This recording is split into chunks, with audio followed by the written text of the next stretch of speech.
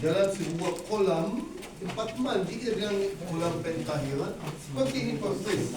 Pasti ada yang ukurannya lebih besar, lebih kecil. Pokoknya seperti ini. Harus ada tangga dan ada semacam kolam. Jadi ini harus penuh dengan air. Seperti yang tadi kita lihat dalam film itu. Seperti ini 2000 tahun yang lalu yang dipakai hanya Yahudi. Jadi ahli arkeolog kalau menggali satu tempat dan mereka menemukan kolam seperti ini, mereka langsung bilang ini tempat Yahudi kuno. Hanya Yahudi saja yang pakai kolam seperti ini. Ini namanya dalam bahasa Ibrani mikveh. Mikveh.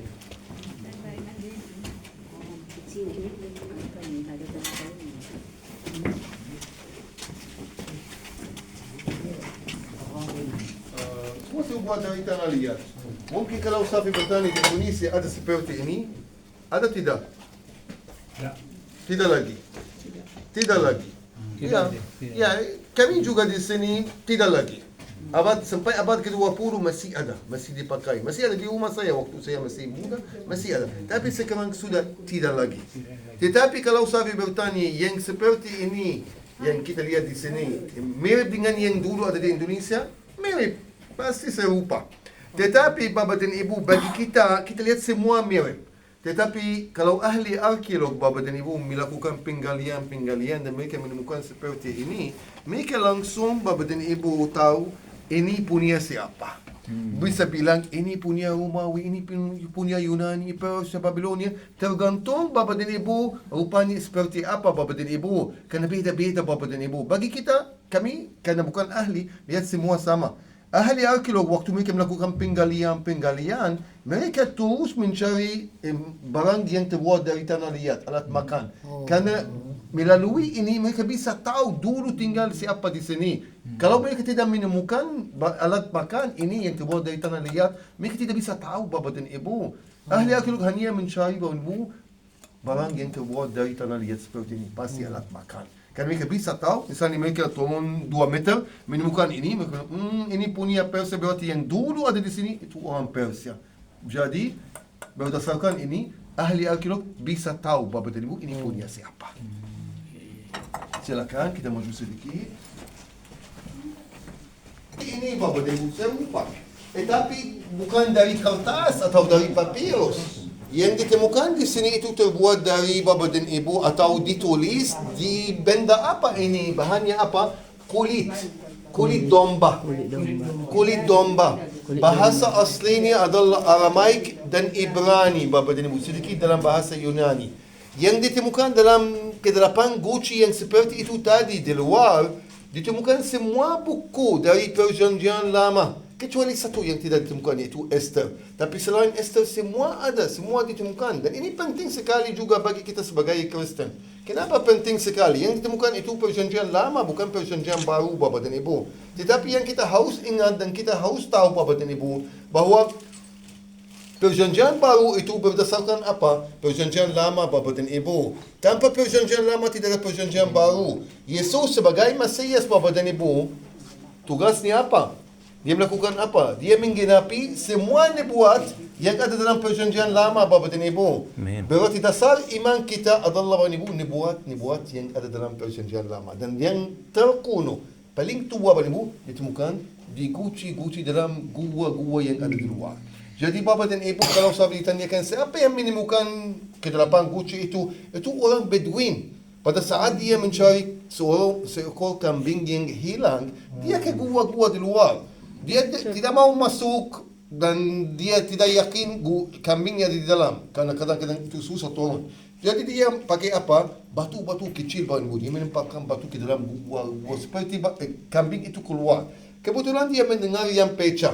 Jadi dia mengajak sepupunya dan mereka berdua masuk gua di luar, gua yang ada di luar. Dan mereka menemukan 8 guci Bapak dan Ibu tersenyum.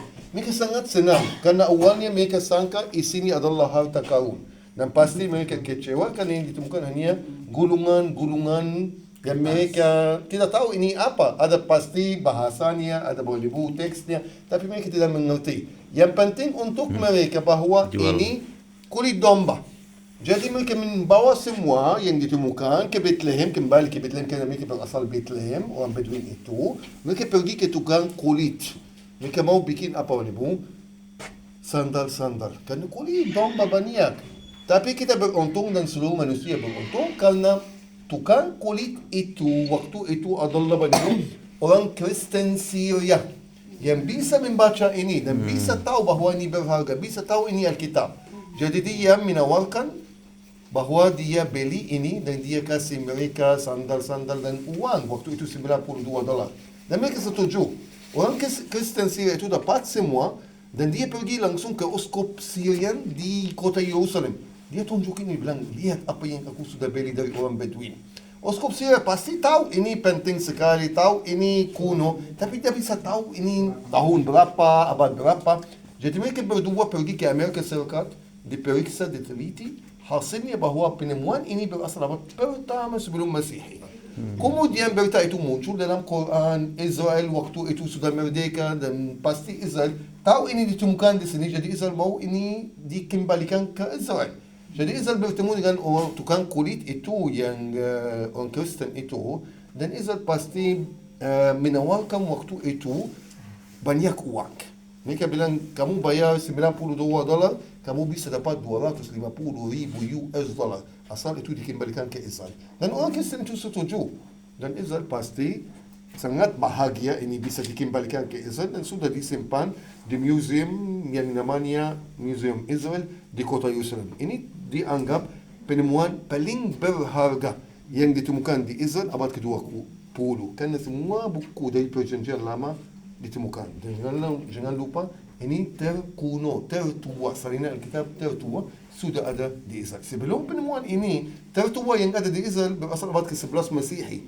Sekarang sudah ada di Israel yang berasal abad pertama sebelum Masihi. Dan ini pasti berita yang luar biasa. Dunia ini, semua, kalau ini lagi musim ramai, kalau keadaan biasa, banyak grup bisa kita ketemu di sini. Pasti ramai sekali. Sekarang karena keadaan perang seperti itu, kita memperhatikan bahawa hanya kita di sini. Tapi ini situs yang penting sekali. Semua grup mau ke sini hanya untuk mendengar dan lihat replika-replika yang ada di museum ini. Sekarang kita mau keluar sebentar untuk melihat tempat penemuannya, gulungan kitab suci dari kejauhan saja. Kita ambil foto dan habis itu kita mau makan siang. Silakan. Ya, sudah. Saya bilang cepat di sini.